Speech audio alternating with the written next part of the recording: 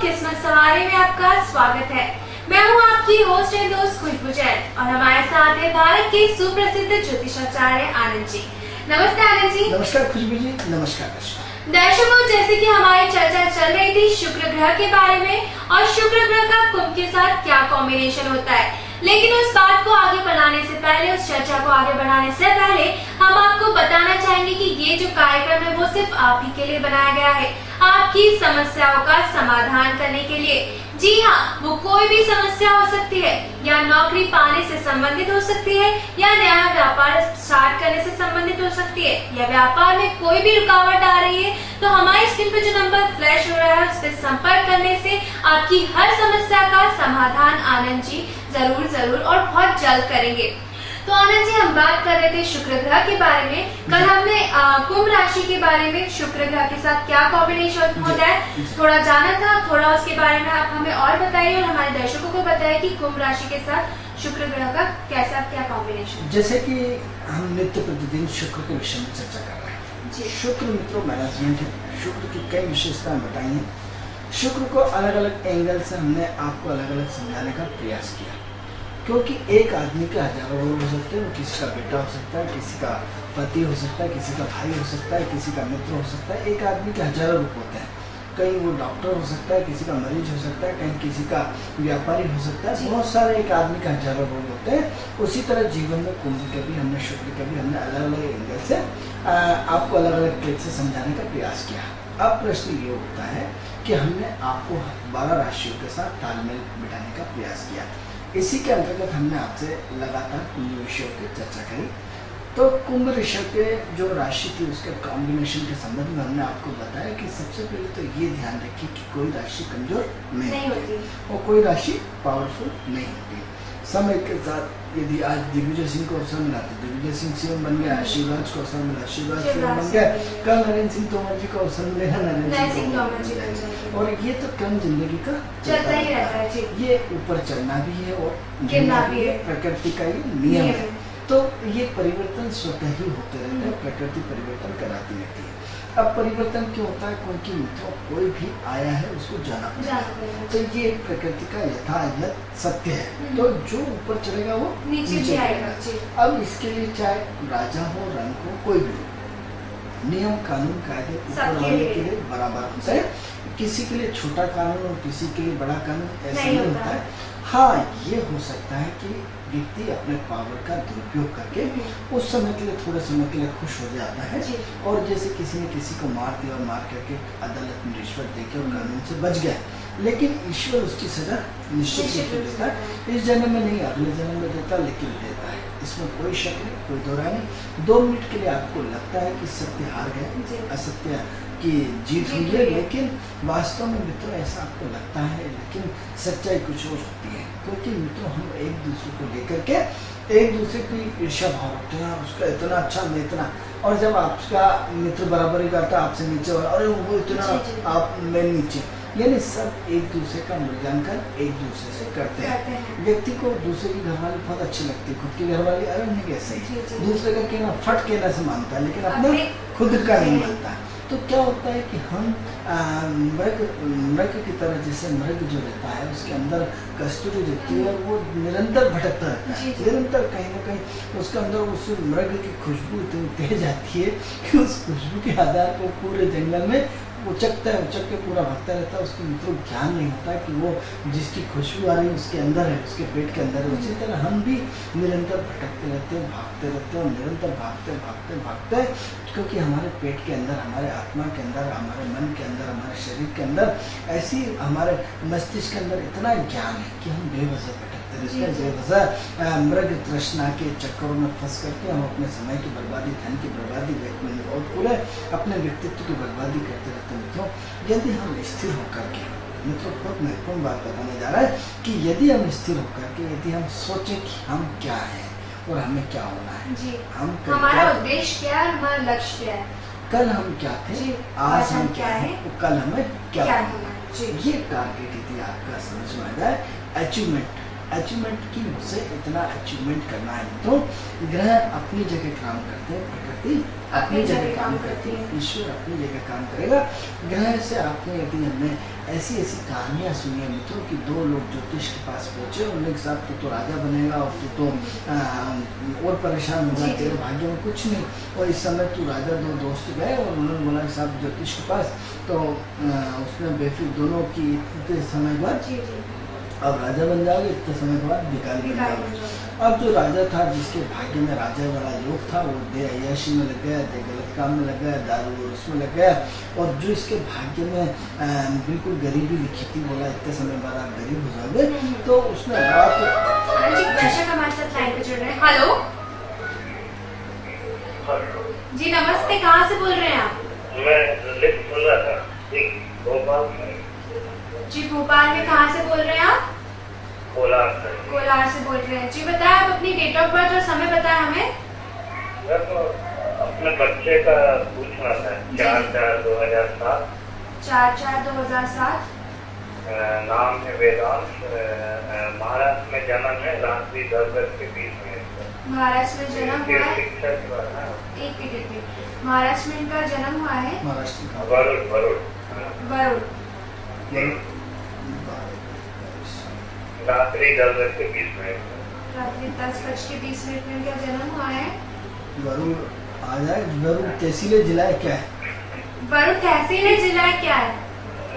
वरुण तहसील, जिला नागपुर। आप वरुण की स्पेलिंग बताएंगे हमें जहाँ पे उनका जन्म हुआ है? VARUD। नहीं, गलत बोल जिला नागपुर ले लेते हैं।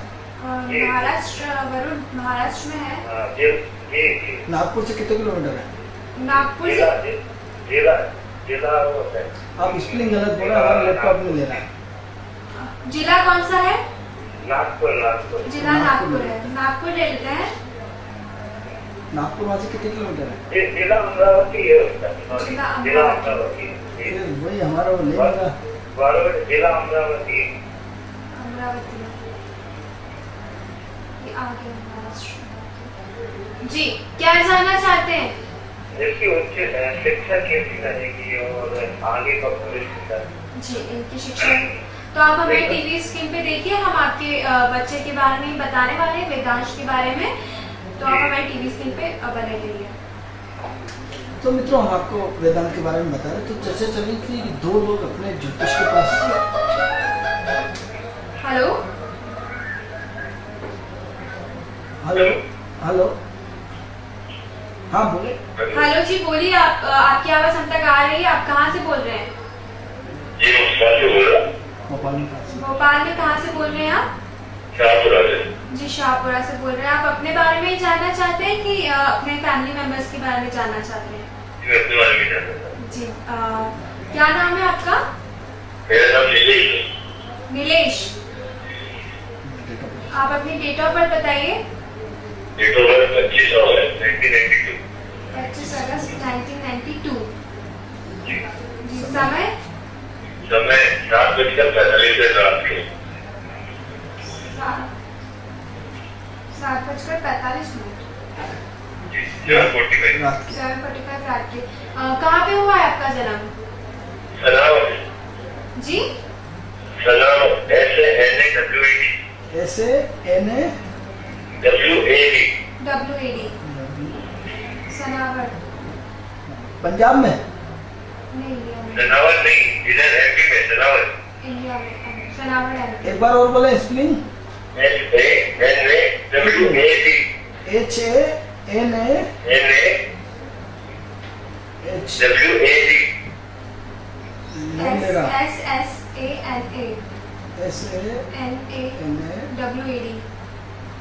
सनावड़ इंडिया।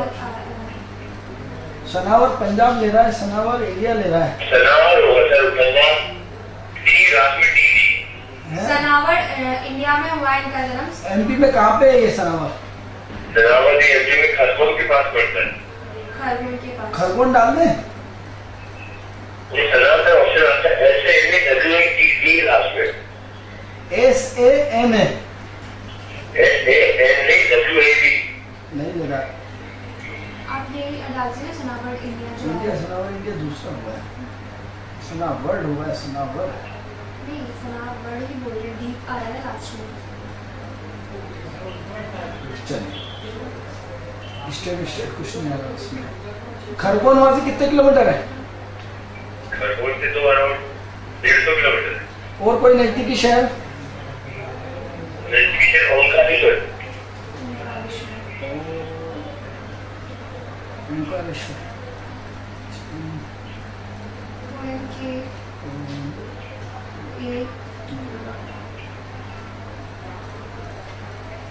चलिए ठीक है, ओंकारेश्वर पास में है जी, ठीक है। तो क्या नाम बताया आपका? नीलेश। नीलेश जी, हम पहले वेदांत जी के बारे में बताएंगे, जो बच्चे ने फोन किया, उसके बाद हम आपके बारे में बताते हैं। 5 मिनट का वेट करें। सेकंड नंबर आपका है। चलिए सबसे पहले हम वेदांत की कुंडली के बारे में चर्चा करेंगे, उसके बाद आपके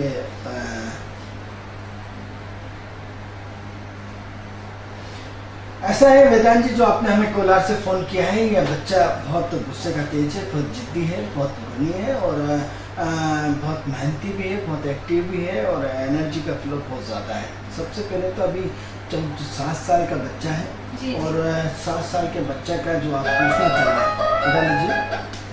नमस्ते। Hello hello. जी हाँ वो हेलो। जी आप गोपाल हेलो। जी, आपकी आवाज आई, टीवी स्क्रीन की आवाज पहले आप कम कर दीजिए। TV hello. टीवी स्क्रीन की आवाज कम करो। की आवाज कम हेलो। कर दीजिए। हेलो। जी तो वेदांत जी, हम आपके बारे में बता रहे हैं कि सबसे पहले तो ये देखिए कि आज बच्चे की उम्र 7 साल है और ये 6ठी 7वीं में जी। मुश्किल से पढ़ते होंगे, ऐसे हम उम्मीद करते हैं 5वीं 6ठी में होना चाहिए।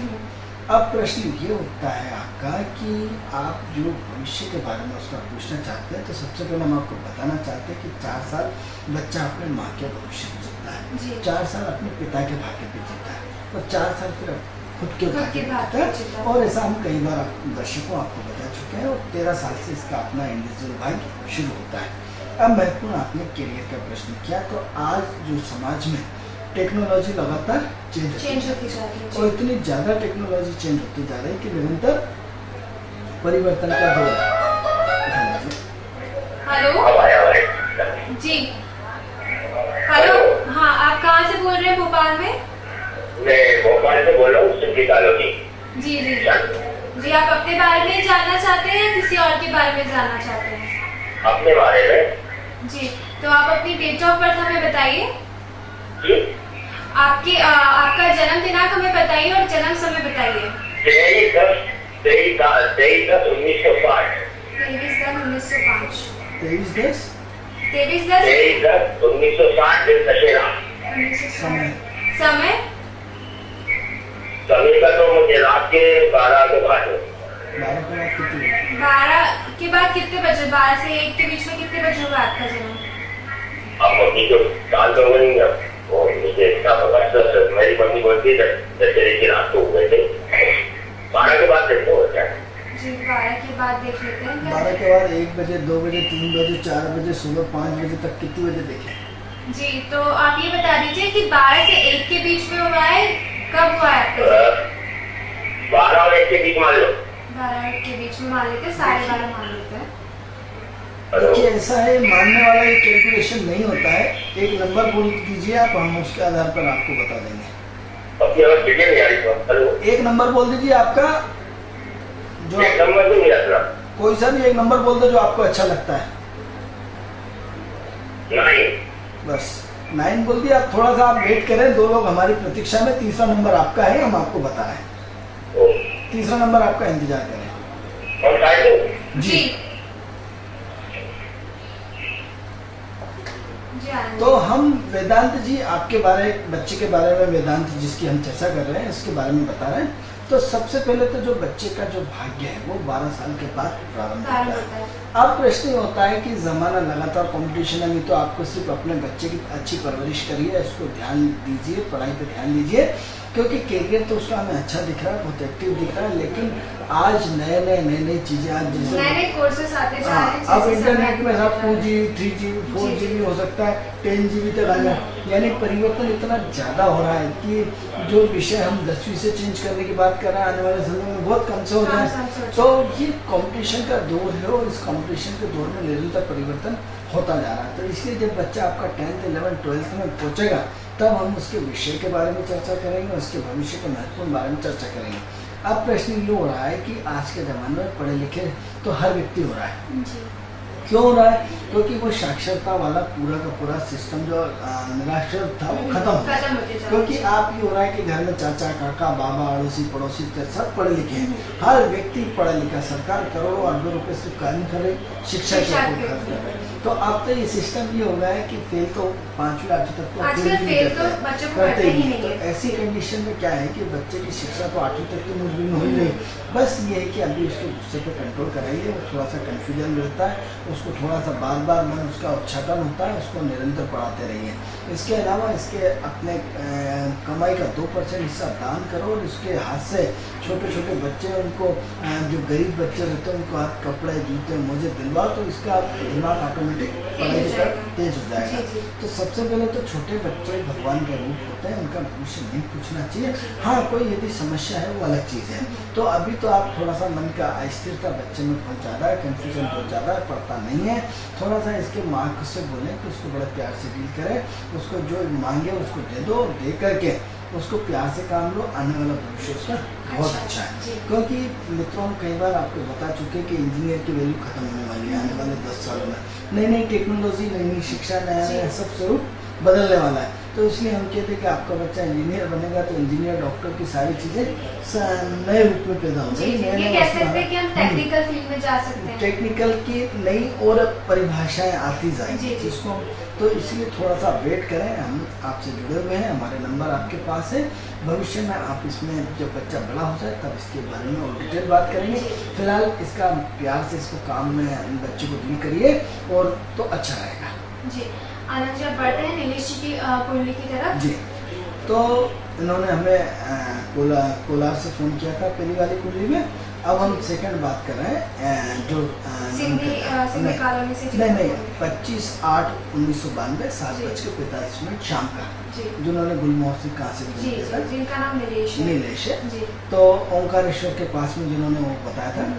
तो भैया ऐसा है कि आप काफ़ी सिद्धांतिक आदमी है, काफ़ी डिसिप्लिन वाले आदमी है, ज्ञान आपके अंदर कूट कूट के बड़ा है, दिमाग आपका 24 घंटे चलता रहता है, दिमाग में उथल पुथल इतनी ज़्यादा बनी रहती है कि जिसकी कोई हद नहीं। 2011 के बाद आफ्टर आपके संपर्क बढ़े हैं, आपका पढ़ने में मन लगा है, आपकी गंभीरता आई है, आपके अंदर मैच्योरिटी आई है, आपके अंदर काम करने का सिस्टम बदला है, आपकी सोच बदली है, आपकी मेहनत करने का तरीका बदला है, आपके अंदर दूरदर्शिता आई है। बट ये है कि थोड़ा सा अपने दिमाग को चलाना कम करो, क्योंकि दिमाग में उथल पुथल आपके 24 घंटे निरंतर बनी रहती है, जिसकी वजह से बहुत ज़्यादा कन्फ्यूजन और असमंजसता बहुत ज़्यादा होती है।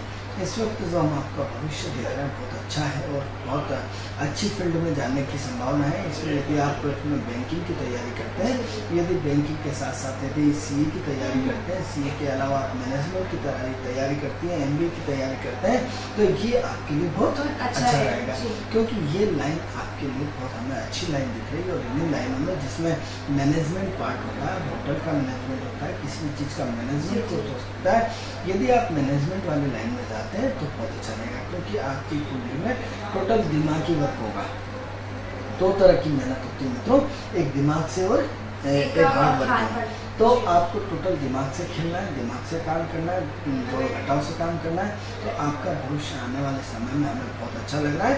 और अभी 3 दिन से आपके अंदर बहुत ज़्यादा गंभीरता आई, थोड़ा सा चेंज आया है, थोड़ा सा और चेंज आपको धीरे धीरे यदि महसूस नहीं किया 3 दिनों के अंदर, तो आने वाले समय में आप ये चेंज 8-10 दिन में और ज़्यादा महसूस करने वाले हैं।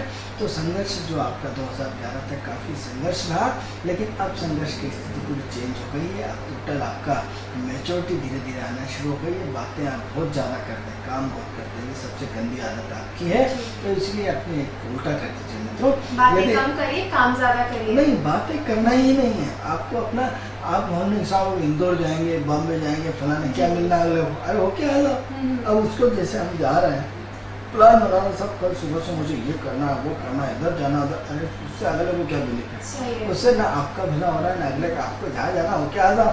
अब बेवजह आपने अपना भी समय खराब किया, दूसरे का भी समय खराब किया और नतीजा कुछ नहीं। हाँ, यदि आपको उसमें ये पूछते कि फलानी जगह मुझे जाना है, उसमें फलानी दुकान कहाँ पे और मुझे अच्छा मोबाइल कहाँ मिलेगा, तो मुद्दे की बात है कि साहब उसने आपको एडवाइस दी कि ये वाला मोबाइल ये खरीदो, ये आपके लिए अच्छा है। अब बेवजह की एनर्जी कल के प्रोग्राम के लिए अगले को आप दुखी कर रहे हैं कि मैं इतनी बजे जाऊंगा, इतनी बजे आऊँगा, ये करूँगा, वो करूँगा, सुबह से उठ के ये करना है, मैं फलानी कंपनी सर्च कर रहा हूँ, ये करना, वहाँ इंटरव्यू, इन सब की फालतू चीज़ों से लेना देना क्या। अरे जिस कंपनी में आपको सर्च कर डालो, सर्च करके इंटरव्यू दे दो, इंटरव्यू दे के आगे बढ़ो। अब बेवजह की एनर्जी, बहुत ज़्यादा दिमाग की एनर्जी वेस्ट करते हैं, ये आपकी सबसे बड़ी कमी है। और ऐसा अभी 2 साल से ज़्यादा होने लगा, इससे पहले ऐसा नहीं करते थे। तो सबसे पहले तो आप अपनी एनर्जी को सिर्फ प्रैक्टिकल करके दिखाएं, क्योंकि मित्रों महान वो लोग होते हैं जो अपने कलात्मक तरीके से पहले करके दिखाएं। जैसे हमने साहब हम आदर्श रूप में अपने आप को प्रस्तुत करें। अब दहेज की बात, जो लोग दहेज ले लेते हैं, दहेज की बड़ी बड़ी बात करते हैं कि हम दहेज लेंगे, ये लेंगे, ये लेंगे, और जब शादी का मौका आता है चुपचाप दहेज ले लेते हैं और आंखें सब लेते हैं। तो बड़े बड़े नेता, बड़े बड़े समाज सेवी, बड़े बड़े हमने आंखों से अपने देखा है कि जब मंचों पर वो जाते हैं और हम सब दहेज प्रथा बंद करेंगे, दहेज के खिलाफ है, हम ये संकल्प लेते हैं, फलाना लेते हैं, सब बेकार लोग। जब खुद के यहाँ शादी होती है तो प्रैक्टिकल सब ले लेते हैं, सब हजम कर जाते हैं और बल्कि दहेज के लिए वो लड़ते हैं। तो ऐसी कंडीशन है कि थ्योरिकल और प्रैक्टिकल तो हमारा, यदि नीलेश जी आप चाहिए सर, एक ही इसमें कमी दिख रही है कि आप अपनी बातों को, प्लानिंगों को साकार रूप करके फिर दूसरों को बताएं। और दूसरे को क्या बताएं, आप गाड़ी लेके आओगे ऐसे किसी से अपने आप पता लग जाए, अरे आपने गाड़ी ली, अब हमने सब गाड़ी लेना, ये लेना, वो लेना, बात करके क्या होना है, मैंने हर रोज बात करता है गाड़ी की। लेकिन जिस दिन आपने प्रैक्टिकल गाड़ी लेकर के घर के सामने, ओ गाड़ी लेके, मतलब आपकी वाहवाही तो ऐसी ही बढ़ जाएगी। तो हम गलत तरीके से वाहवाही क्यों कराना चाहते हैं, ये थोड़ी सी अपनी कमी सुधारेंगे तो आपके लिए बहुत अच्छा रहेगा। ये हम आपके फायदे के लिए बोल रहे हैं, हमें इससे कोई फायदा नहीं है, आपको ही फायदा होगा। तो एक तो क्या है कि दिमाग की पुलाव बनाना बंद करो और दिमाग में उथल पुथल चलना बंद कर दो, क्योंकि मित्रों समय से पहले और भाग्य से ज्यादा कभी किसी को नहीं मिला है, न मिलेगा। तो जो समय आने पर सब काम होंगे। कुंभ लगने की बात है, जिस कुंभ की बात कर रहा है, इसलिए आपके कुंभ लगने। दूसरा यह है कि लड़कियों को चक्कर में न पड़े, क्योंकि लड़कियां आपकी लाइफ में 2 साल से चक्कर बहुत ज़्यादा आई हो, और हर लड़की आपको बेवकूफ़ बनाएगी। इतना ध्यान रखिएगा, आप इमोशनल रूप से परेशान होंगे। आपसे कोई भी लड़की हंस के बात करती है और हंस के बिल्कुल हाथ पकड़ के यदि उन्हें चलो मुझे काफ़ी बुलाया, तो आप उसमें बहुत इमोशनल हो जाते हैं, आप सोचते हैं लड़की पट गई। अरे आप इस गलत फहमी के शिकार है, लड़की बिल्कुल नहीं पटी, उसने अपना काफ़ी पीना था और काम निकाल के आपको सीधा बना दिया। तो एक तो क्या है, यदि किसी लड़की के चक्कर में यदि फंसे हुए हो तो अभी भी अपना चश्मा निकाल के फेंको। वो लड़की आपको बहुत ज़्यादा मूर्ख बना रही, वो आपसे प्यार का नाटक कर रही है, एक तरफा आपका प्यार रहता है। तो हमेशा एक तो सबसे अच्छी चीज़ है कि आपका प्यार हमेशा एक तरफा रहा है और एक तरफा रहता है। तो अभी तक आपने कई लड़कियों को पसंद किया होगा, और हंस के बात करना और अच्छे ढंग से घंटों बात करना तो अलग है, और प्रैक्टिकल प्यार करना अलग है। हम किसी से भी घंटों बात कर सकते हैं, लेकिन बात करने से इतनी की लड़की पड़ जाती है। मतलब बात करने से भावना थोड़ी सी होती है। हर आजकल बच्चे सब एडवांस हो गए, लड़कियां सब एडवांस हो गई। बात करना एक सहज क्रिया हो गई। मनुष्य अब लड़के शर्माते, लड़कियां नहीं शर्माती। समय का दौर पूरा चेंज हो चुका है। तो इसलिए आप यदि कोई लड़की आपसे बात कर रही है और आपके साथ लगातार घूम रही, तो इस गलत फहमी को आप तुरंत निकाल दें। ये भूल जाइए कि वो आपसे प्यार करती है, वो जस्ट आपका उपयोग कर रही है। उनको जो भी चीज चाहिए या उनको जो भी है मार्केटिंग करना है, कुछ भी करना है, आपका उपयोग कर रहे हैं या आपका उपयोग हो रहा है। तो इसलिए सबसे पहले तो अपनी गलत फहमी दूर करें, प्यार व्यार के चक्कर में बिल्कुल न पड़े और अपनी पूरी शिक्षा पर ध्यान दें और या अपने कर्म क्षेत्र पर ध्यान दें। आपकी कुंडली बहुत अच्छी है, आने वाले समय में ईश्वर ने चाहा तो आपकी बहुत अच्छी प्रोग्रेस होगी। बस एक काम करना है कि अपना दान पुण्य लगातार बढ़ना है। हर बुधवार आपको वृद्धाश्रम जाना है, वृद्ध लोगों की सेवा करना है, गाय कुत्तों को रोजी रोटी देना है। जो हिजड़े रहते हैं, आप तो जो हिजड़े रहते हैं, उनका हर बुधवार 10-20 रुपये दे करके उनसे आशीर्वाद लेंगे तो बहुत अच्छा रहेगा। रहेगा। जी। तो ये आपके लिए बहुत महत्वपूर्ण चीज़ है कि आप लड़कियों से बचें और विचारों से बचें, उथल पुथल से बचें, बात करने से बचें और अपने आप को बड़ी संयम रखें, तो आपका भविष्य बहुत अच्छा है। यदि कोई दिक्कत है तो आप उनके फोन कर जी। सकते हैं। तो नीलेश जी, जो आनंद जी ने बताया, जिन जिन चीजों से आपको बचना है उनसे बचिए, तो आपका जो कैरियर है मैनेजमेंट के क्षेत्र में आगे बढ़ने का, वो और भी अच्छा हो जाएगा। अब हम जी, बात आगे करते की हैं कुंडली जो पे बढ़ते हैं। जी, जिन्होंने हमें सिंधी कॉलोनी से फोन किया, जिनका जो टाइमिंग था वो 11:30 रात को 1:30 बजे के बीच में। 1960 में उनका जन्म है और जी। 1960 में जन्म होने से सबसे पहले तो आपके अंदर गंभीरता लाएगी। बच्चों का खेलने की कुछ भी डाल दो, 12 बजे के बाद, 12 के बाद 1 भी होती है, 2 भी होती है, 3 होती है। जी। अब ये बताओ कि एक एक मिनट में आपके विचार बदलते हैं। 1 मिनट पहले कहाँ थे, 1 मिनट पहले आपने फ़ोन लगाया, 1 मिनट बाद फ़ोन आपका कट गया, 1 मिनट पहले आप दूसरे के बारे में बता रहे थे, 1 मिनट बाद हम दूसरे की बात कर रहे हैं, 1 मिनट पहले हम नीलेश जी की बात कर रहे थे, 1 मिनट बाद हम आपकी बात कर रहे हैं, 1 मिनट बाद हम विषय बदल रहे हैं। विदिन सेकंड के 100वें हिस्से में आपका भविष्य बदल रहा है। आप तो 112 के बाद कभी भी अरे घर की खेती है, आप ज्योतिष को क्यों बदनाम करते हैं बेवजह? क्योंकि कारण क्या होता है कि आप ये बोले कि मुझे मेरा समय अच्छी तरह से नहीं मालूम है। आप अपने सिस्टम से देखिए और अपने सिस्टम से हमें ऐसी बताइए कि जिसमें हम अपना भविष्य जानना चाहते हैं। आपको मुख्यतः क्या चाहिए? आपको आपका भविष्य चाहिए कि ज्योतिष के माध्यम से आप अपना भविष्य जानना चाहते हैं कि मेरा भविष्य क्या है, हम आपको बता रहे हैं, लेकिन गलत तरीके से उलझाएंगे तो ये आपके लिए उचित नहीं है। क्योंकि मित्रों क्या है कि एक विदिन सेकंड में विचार कि 1 मिनट पहले आप क्या दुकान के बारे में सोचने लगे, 1 मिनट पहले गाना आ गया तो फिर अपना डायलॉग होगा, 1 मिनट पहले फिर उन्होंने भोजन आया कर लो। एक सेकंड में, एक सेकंड से 100वें हिस्से का, 1 100वें सेकंड के भी 100वें हिस्से में मन क्यों हम अन्य लोगों से पूरा मनुष्य जाति अच्छी मानी जाती है? क्योंकि इसलिए मानी जाती है क्योंकि हम जो है टोटल मन की गणना पे डिपेंड करते हैं। मन की गति सूर्य की गति से भी तेज होती है। हम 2 मिनट में अमेरिका होकर आ जाते हैं और अमेरिका में ऐसा हो रहा है, बिल्कुल हमारा ध्यान लगा के बैठो वो मन से हम काम कर जाता है। मित्रों, ज्योतिष भी हम 2 तरह से होता है। हमारे हिंदुस्तान में सायन और निरायन 2 पद्धतियाँ एस्ट्रोलॉजी की होती है। विदेश में सायन पद्धति से किया जाता है, हम लोग निरायन पद्धति से करते हैं। निरायन पद्धति हमारे यहाँ सक्सेस है, सायन पद्धति सक्सेस नहीं है, क्योंकि सूर्य सिद्धांत और चंद्र सिद्धांत। सूर्य सिद्धांत की जब बात करते हैं तो सूर्य के क्या होता है मित्रों, 1 महीने बाद उसकी राशि बदलती है। चंद्रमा तो हर 24 घंटे में बदलता है। 24 घंटे में भी 3 नक्षत्र में भी उसका 100वां हिस्से के भी एक टुकड़े। तो दिन भर में आप 2400 प्रकार की घटनाएं करते हैं और 2400 कभी आप यूँ कर रहे हैं, कभी इधर कर रहे हैं, कभी इधर जा रहे हैं, कभी उधर सोच रहे हैं। दिन भर आप अपनी एक्टिविटी को सेकंड के 100वें हिस्से में बदल रहे हैं और आपने तो उठा के कह दिया 12 बजे बाद कभी। यानी इससे मित्रों ज्योतिष बदनाम होता है। कल से आप ये बोलेंगे कि हमने भी फोन लगाया था, सब बकवास की चीज़ है। क्योंकि आप अपनी गलती तो बताएंगे नहीं कि हमने उनको टाइमिंग सही नहीं दिया है, हमने उनको समय नहीं बताया, बस आपने लगाया था फोन, अरे सब बेकार है, सारे ज्योतिष मूर्ख बनाते हैं। मित्रों, किसी की बुराई करना तो बहुत आसान होता है, लेकिन उसको झेल पाना बहुत डिफिकल्ट होता है। यदि जब आपके ऊपर आप हमारी जगह कुर्सी पर बैठे होते तब आपको ये चीज़ समझ में आती है। अब हम इसको आपको बुरा नहीं मानिएगा, हो सकता है आपको अनुभव ना हो सकता है आप ज्योतिष से पहली बार आपका पाला पड़ा हो, ये भी हो सकता है। तो इसके लिए हम आपसे माफ़ी मांगते हैं कि हमारी बात का बुरा लगाओ, क्योंकि हमारे ज्योतिष में विदिन सेकंड के 1 मिनट में 60 सेकंड होते हैं। 60 सेकंड के भी टुकड़े करके हम उसके फिर टुकड़े करते हैं। तब उसके जैसे आप कई बार हमें उल्टे सीधे प्रश्न आते हैं, साहब एक साथ 1 मिनट में जुड़वा बच्चे का जन्म हुआ, एक राजा बनता है, फकीर बनता है, ऐसे मूर्ख लोग कई 50 बार प्रश्न करते हैं।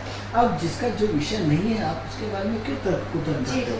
क्योंकि विदिन एक बच्चा आया और फिर उसके बाद दूसरा आया, उसके 100वें हिस्से का टुकड़े जो बारीक कैलकुलेशन है, उसके 100वें हिस्से के टुकड़े में हम दोनों का भविष्य अलग अलग बताते हैं, जबकि कुंडली दोनों की एक जैसी होती है। लेकिन उसके नामांश में जाकर के उसके जो ऐसे सब डिविजन्स चेंज हो जाते हैं कि एक डॉक्टर बनता है और दूसरा इंजीनियर बनता है, दोनों की विचारधाराएं अलग अलग होती है। तो इस तरह के कई लोग हमें प्रश्न करके उलझाने का प्रयास करते हैं।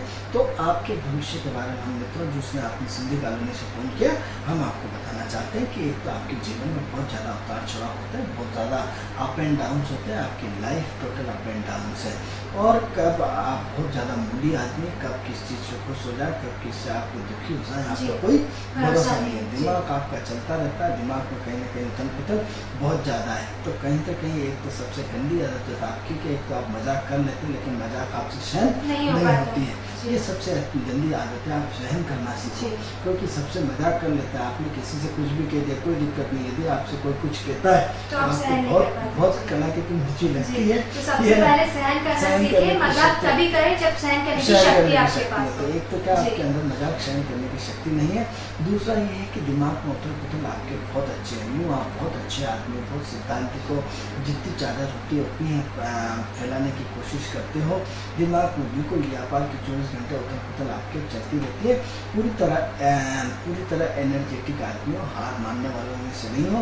आपने जीवन में काफ़ी संघर्ष किया है, काफ़ी मेहनत की, काफ़ी स्ट्रगल किया है, और आज भी आप मेहनत कर रहे हो, लगातार आप मेहनत और काम में आप पीछे नहीं है। बट ये आपकी लाइफ में उतार चढ़ाव लगातार बना रहता है। टोटल आप धार्मिक विचारधारा के, धार्मिक कामों में आप बहुत रुचि लेते हैं। धार्मिक इंद्र से जरूरी नहीं कि मंदिर जाए, आपने अपनी दान पुण्य करा, जितनी श्रद्धा हो वो भी दान पुण्य खिलाता है। इसके लिए जरूरी नहीं कि हम ओम जय जगदीश दिन भर लगे रहें। धार्मिक कई प्रकार से व्यक्ति होता है, जो एक मंदिर नहीं जा रहा, अगर व्यक्ति नहीं लगा रहा, इसका मतलब क्या धार्मिक जी है। हम तो कहते हैं ज़्यादा बड़ा धार्मिक है जी, तो वो बहुत इतना बड़ा धार्मिक है कि वो अगरबत्ती लगाने वाले से बड़ा धार्मिक है। तो आपकी विचारधारा बहुत पवित्र है, आपकी विचारधारा को प्रणाम करते हैं। बट ये है कि आपके टोटल जीवन में आपने भगवान भरोसे सारी लीलाएं पार करी हैं। जो भी आपने अपने जीवन में पाया है सब ईश्वर भरोसे पाया है। 42 साल की उम्र के बाद आपकी लाइफ में काफ़ी परिवर्तन आया। 39 के बाद आपकी प्रगति बहुत ज़्यादा हुई। आफ्टर 39 के बाद आपके भविष्य में जो प्रोग्रेस होना चाहिए वहाँ से आपका प्रगति का ग्राफ बढ़ा, और तब से लेकर के आपने फिर पीछे मुड़ के नहीं देखा। तो ऐसा हमें दिखाई देता है कि इस वक्त तो कहीं न कहीं आर्थिक रूप से आपकी स्थिति बहुत संपन्न होना चाहिए। वर्तमान समय में कोई गाड़ी, मकान, वाहन कुछ न कुछ लेने की आपकी इच्छा है, या घर में हो सकता है कुछ काम कराने वालों घर में रिपेयरिंग हो सकता है, या घर में कुछ अचल संपत्ति ले सकते हैं। और अचल संपत्ति यदि नहीं लिए तो कहीं न कहीं हो सकता है आप सोना लें, चांदी लें, घर में भारी भरकम इन्वेस्टमेंट है, यदि नहीं करें तो हो सकता है वाहन लेने की इच्छा हो। और दर्शक हमारे साथ जुड़ रहे हैं। हेलो हेलो, हाँ बोले। अरे मेरा नाम सुरेश कुमार है, मैंने बोला आप बोले 3 नंबर है, अभी आएंगे नंबर। आप ही के बारे में बता रहे हैं, आपने 9 नंबर बताया था बता रहे जी जी, आप ही के बारे में बता रहे हैं, आप सुने। होने दीजिए, जब इतना सारी चीज़ें, जब आपका ध्यान ही नहीं है, जब आपको बार बार बोला कि हम आपके जो सिंधी कॉलोनी से उनके बारे में बता रहे हैं, आपके बारे में हमने पूरा डिटेल बताया, जो लोग सुने वो आप उनसे सुन चुके हैं। तो क्या है कि पूरा अप एंड डाउन पूरी लाइफ में आपके साथ है, और कहीं ना अभी आप वाहन, जमीन, प्रॉपर्टी से संबंधित भी कोई काम करना चाह रहे हैं। तो कुल मिलाकर के आपका भविष्य बहुत अच्छा है, कोई दिक्कत नहीं। अप एंड डाउन आपकी लाइफ में है, अप एंड डाउन चलते रहेंगे। 39 के बाद आपकी जो प्रोग्रेस का ग्राफ निरंतर बढ़ा है, और निरंतर ये बढ़ता रहेगा, और अभी कहीं न कहीं और आर्थिक स्थिति में आपका सुधार आएगा। तो आनंद जी, हमारे पास जो है समय सीमा का अभाव है। हम दर्शकों के कॉल्स तो आते ही रहेंगे, लेकिन हम उनसे गुजारिश करते हैं कि आप कल इसी समय हमें कॉल करिएगा 11 से 11:30 के बीच में, तो हम आपके बारे में आपको और अच्छे से बता पाएंगे। दर्शकों, किस्मत सवारी में हमारा वक्त हो चुका है, लेकिन उससे पहले मैं आपको बताना चाहूंगी कि ये कार्यक्रम सिर्फ आप ही के लिए बनाया गया है, आपकी समस्याओं का समाधान करने के लिए। तो सोचे बिल्कुल नहीं, हमारे स्क्रीन पर जो नंबर फ्लैश हो रहा है उस पर कॉल करिए। उस पर कॉल करने से आपकी समस्या का समाधान जल्द से जल्द होगा। तो आनंद जी, किस्मत सवारी में आज के लिए फिलहाल इतना ही। अगले दिन